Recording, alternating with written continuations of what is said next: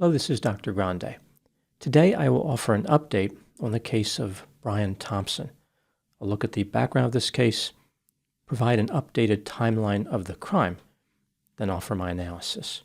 On December 4, 2024, the CEO of United Healthcare, 50-year-old Brian Thompson, was shot and killed on a sidewalk outside the New York Hilton Midtown in Manhattan. Brian had been walking from the Marriott, where he was staying, to the Hilton Hotel for an annual investors meeting when he was attacked by a lone assailant. The perpetrator used a 9mm pistol and fled the scene immediately. Here is an updated timeline of the crime, including information on the perpetrator's movements before and after the shooting. On November 24, 2024, at 10:11 p.m., the perpetrator arrived at the Port Authority bus terminal at 42nd Street and 8th Avenue in New York City. He was on a Greyhound bus running a route which started in Atlanta and made 7 stops on the way to New York City. It's not clear where the perpetrator boarded the bus. It may have been in Atlanta or could have been in one of the other stops. After his arrival, the suspect took a taxi to the New York Hilton Midtown, which is on the corner of West 54th Street and 6th Avenue. He spent about a half hour walking in the area before taking a taxi to a hostel at West 103rd Street and Amsterdam Avenue. Using a fake New Jersey identification and paying in cash, he rented a room. He was captured on video smiling at a woman who worked at the front desk of the hostel. This is the only time he lowered his mask. While he was there, he concealed his face even during meals and did not engage in conversation. The perpetrator checked out of the hostel on Friday, November 29, but this was an administrative checkout because he did not report to a designated location by a specific time. The suspect checked back into the hostel on November 30. On December 4, 2024, the killer departed the hostel at 5:30 a.m. and arrived at the Hilton Midtown at 5:41 a.m. The police believe he used an electric bicycle to make this trip. At 6:15 a.m., the perpetrator was captured on video surveillance leaving the 57th Street F train station. He then entered a Starbucks on the corner of West 56th Street and 6th Avenue. At 6:17 a.m., he purchased a water bottle and energy bars. At 6:19 a.m., the perpetrator was captured on video stopping by a pile of trash. At 6:30 a.m., the suspect could be seen talking on a phone as he walked. This supports the idea that some type of conspiracy is involved in this murder. At 6:39 a.m., he arrived at Hilton Midtown. 6 minutes later, at 6:45 a.m., using a 9mm pistol with a suppressor, the assailant shot and killed Brian Thompson on West 54th Street, right next to the Hilton Midtown. The killer waited until Brian walked by and moved out from behind a vehicle to take the shots. After the shooting, the perpetrator crossed the street, took an alley north to West 55th Street, and made a right. He climbed on an electric bicycle and then made a left on 6th Avenue, taking it north toward Central Park. At 6:48 a.m., the perpetrator entered Central Park on Center Drive, still on the electric bicycle. 8 minutes later, at 6:56 a.m., the killer exited Central Park on West 77th Street. 2 minutes later, he was seen on the bicycle at 85th Street and Columbus Avenue. At 7 a.m., the suspect was spotted walking on 86th Street. He no longer had the electric bicycle. At 7:04 a.m., he entered a taxi on 86th Street and Amsterdam Avenue. The killer took the taxi to the George Washington Bridge bus station on West 178th Street and Broadway. This station is operated by the Port Authority, and there are interstate buses there. The assailant was captured on video entering at 7:30 a.m., but he never came back out. The police believe that he took a bus bound for Atlanta. Here is the physical evidence that was recovered during the investigation. At the scene of the shooting, investigators found 3 intact 9mm cartridges and 3 spent cases. The cases had the words deny, defend, and depose written on them. This is similar to a common phrase associated with insurance companies: delay, deny, defend. A cell phone and a water bottle were found in the alley between West 54th Street and West 55th Street. The police believe these 2 items belonged to the killer. Investigators said they recovered DNA left by the suspect, but they have not indicated where it was taken from.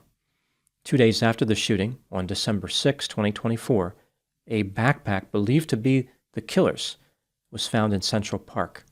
It contained a jacket and Monopoly money. The electric bicycle used by the killer was never found. Now moving to my analysis. Here are my thoughts on a few areas that stood out to me in this case. Item number 1. In the days after the murder of Brian Thompson, it appeared as though the police were making substantial progress in finding his killer. There was plenty of evidence recovered, like video surveillance, DNA, a cell phone, a water bottle, cartridges, spent cases. They discovered how he traveled to and from New York City. They tracked down where he stayed, and his backpack was recovered. Just about all the killer's movements in New York City are known by investigators. Despite this, at the time I'm making this video, the killer has not been arrested. Brian Thompson's killer made a lot of mistakes. However, he was surprisingly cautious at other points during his homicidal adventure. I think it's likely that the authorities will arrest him. If they do not, the murder of Brian Thompson will become one of the greatest mysteries of all time in the world of true crime, one that surpasses other notorious true crime mysteries like Madeleine McCann, JonBenet Ramsey, and the Zodiac Killer, as well as lesser-known mysteries like the murders of Lindsay Buziak and Elizabeth Barraza. Item number 2, a theme that has emerged from this case is how people are very upset with United Healthcare. The company has been accused of denying legitimate claims. Brian Thompson, of course, was not only a part of that machine, he was in charge. At the time of his death, Brian was under investigation by the Department of Justice. He was not a sympathetic murder victim. Some people have been mortified by the reaction that many people had to Brian's death, believing the response to be insensitive. Some have even said this is an example of schadenfreude, experiencing joy due to the misfortune of others.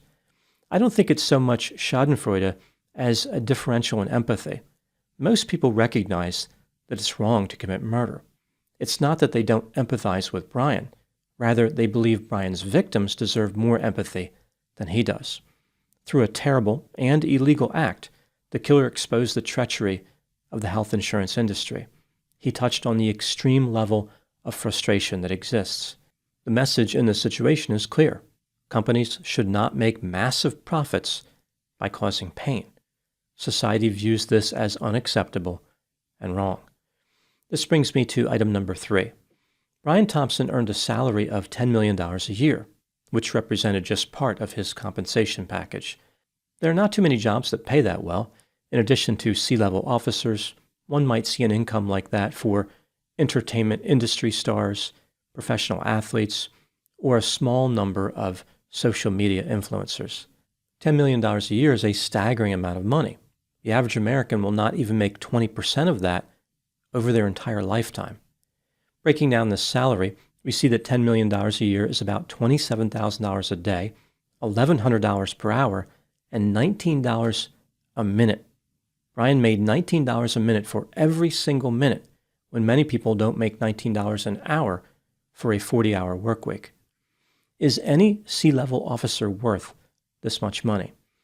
During my time as a counselor educator, I have interacted with my fair share of C-level officers. Counselor education PhDs are known for focusing on clinical practice, like diagnosing and treating mental disorders, as well as conducting research. But career counseling is also an area of interest. It connects back to the very early days of the profession, like the early 1900s, before an emphasis on mental disorders became dominant. In my experience evaluating C-level career paths and their keys to success, I have found that the gift that many high-paid C-level officers possess has nothing to do with talent. Rather, they have a strong network of wealthy and powerful people. As far as actual management ability, they are usually not superior to VPs or mid-level managers. Typically, getting a job as a CEO or a similar position is more about who a person knows than what they know. I've also noticed that many C-level officers come to believe in their own specialness. They don't attribute any of their success to luck. Rather, they believe they earn a lot of money because they deserve it. Every penny they get should be coming their way. It is completely warranted through their performance. In a sense, they are experiencing denial, just like many people who use substances. Their denial of their ordinary status leads to denial in other areas. Eventually, a C-level officer may believe they are exempt from the laws of morality. Their mission becomes almost mystical in nature. Building value for the shareholders is worth any sacrifice. It is the highest pursuit a human being can make. Maybe that's what happened in the case of Brian Thompson. He became so self-absorbed and fascinated by his own power, he forgot about the people he was harming. Brian was shot to death while excitedly walking to a meeting where he was going to announce how United Healthcare was projected to earn $450 billion in the upcoming year. I would be surprised if the company experienced any difficulty in finding a replacement to complete this task. That's my update on the case of Brian Thompson. Thank you so much for watching. I'll talk to you soon. Just a reminder, I have over 300 pre-release videos on my Patreon account. These videos are of the same quality as the videos I make public. Usually when I put a video in pre-release status, it remains that way for months, if not a year. So it's not like I put the video in that status for a few days and then make it public. I will put the link to Patreon in the description for this video.